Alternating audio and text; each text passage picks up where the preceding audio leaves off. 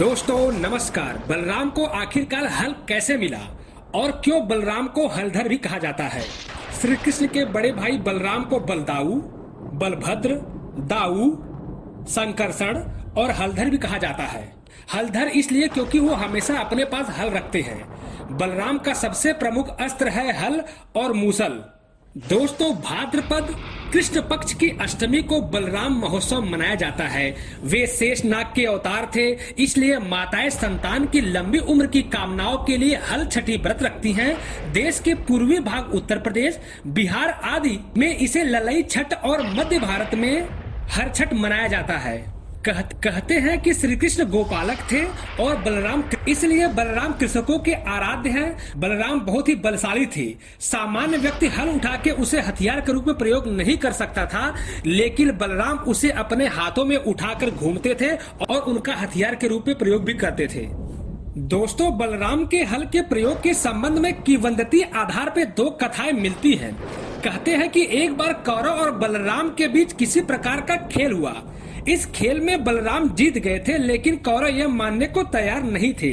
ऐसे में क्रोधित होकर के बलराम ने अपने हाथ से हस्तिनापुर की संपूर्ण भूमि को खींच डाला और गंगा में डुबोने का प्रयास करने लगे।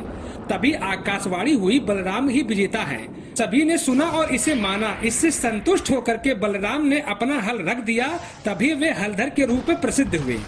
दोस्तों दूसरी कथा के अनुसार भगवान श्री कृष्ण की पत्नी जामवंती का पुत्र सांब का दिल दुर्योधन और भानुमति की पुत्री लक्ष्मण पर आ गया था और दोनों प्रेम करने लगे थे।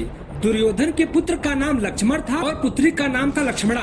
दुर्योधन अपनी पुत्री का विवाह श्री कृष्ण के पुत्र से नहीं करना चाहते थे, इसीलिए एक दिन सांब ने लक्ष्मणा से गंधर्व विवाह कर लिया और लक्ष्मणा को अपने रथ में बिठाकर द्वारिका ले जाने लगे। जब यह बात कौरवों को पता चली तो कौरव अपनी पूरी सेना के साथ सांब से युद्ध करने के लिए पहुंच गए। कौरवों ने सांब को बंदी बना लिया। इसके बाद जब श्री कृष्ण और बलराम को पता चला तब बलराम हस्तिनापुर पहुंचे। बलराम ने कौरवों से निवेदन पूर्वक कहा कि सांब को मुक्त कर उन्हें लक्ष्मणा के साथ विदा करें, लेकिन कौरवों ने बलराम की बात नहीं मानी। ऐसे में बलराम काफी क्रोधित हुए।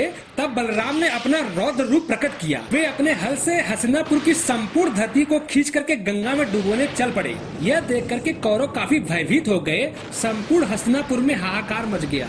सभी ने बलराम से माफी मांगी और सांब को लक्ष्मणा के साथ विदा भी किया। बाद में द्वारिका में सांब और लक्ष्मण का वैदिक रीत से विवाह संपन्न हुआ। बलराम का रौद्र अवतार देख करके बलराम को हलधर के रूप में लोग जानने लगे और उन्हें हलधर के रूप में पुकारने लगे।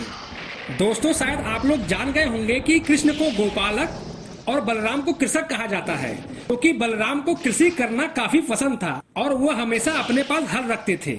दोस्तों अगर वीडियो पसंद आई हो तो एक लाइक जरूर करें।